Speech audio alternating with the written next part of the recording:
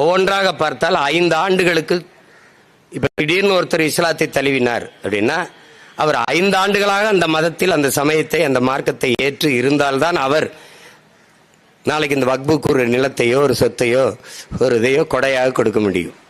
ஒரு சட்ட திருத்தத்தை கொண்டு வருது. பிறகு அந்த இஸ்லாமிய மார்க்கம் சார்ந்தவர்களே அதை நிர்வகிக்கலாம் என்கிற நிலையை மாற்றி வேறு சமயத்தவர், குறிப்பாக இந்து சமயத்தவர் 2 பேர் அந்த நிர்வாகத்திலே ஈடுபடுத்தப்படுகிறார்கள்.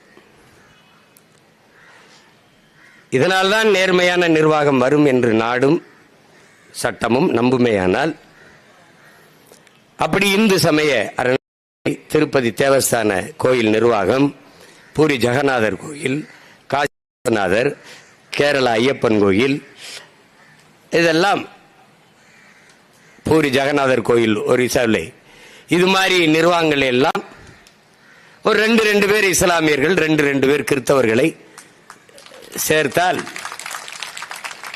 சரியா தப்பா செய்யறாங்க என்ற நிலை நமக்கு மனநிலை வந்துடும். இந்த போராட்டம் தேவையில்லாம போயிடும்.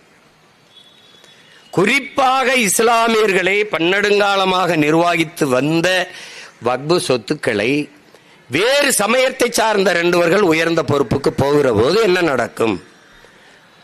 அந்த மார்க்கம் சார்ந்த பெருமக்கள், இது காஜிக்கள், அது முத்தவாளிகள் என்கிற அந்த நிர்வாகிகளே நிர்வகித்து வந்த தலைமை பொறுப்பில் அது எல்லா வக்பு சொத்துக்களும் அந்தந்த மாநில அரசுகள் நிர்வகித்து வந்த இடத்தில் அதில் மத்திய அரசும் தன்னுடைய இந்திய ஒன்றிய அரசும் அதிகாரம் இருக்கு, தானும் அதை நிர்வகிக்கலாம் என்று உள்நுழைகிறது. உங்களுக்கு தெரியும், ஏற்கனவே கல்வி உரிமை இழந்திருக்கோம், மருத்துவ உரிமை இழந்திருக்கோம், எல்லா வரியையும் எடுத்துட்டு போயிருக்குது. எல்லா உரிமையும் எடுத்துக்கொண்டு போய் வைத்துக்கொண்டு கீழே போட்டுக்கொண்டு மேலே ஏறி உட்கார்ந்து கால் மேலே கால் போட்டுக்கொண்டு அதிகாரம் செய்யுது இந்திய ஒன்றிய அதிகாரம். இந்த வக்பு சொத்துக்களுக்குள் நுழையும் போது அது என்ன செய்யும்?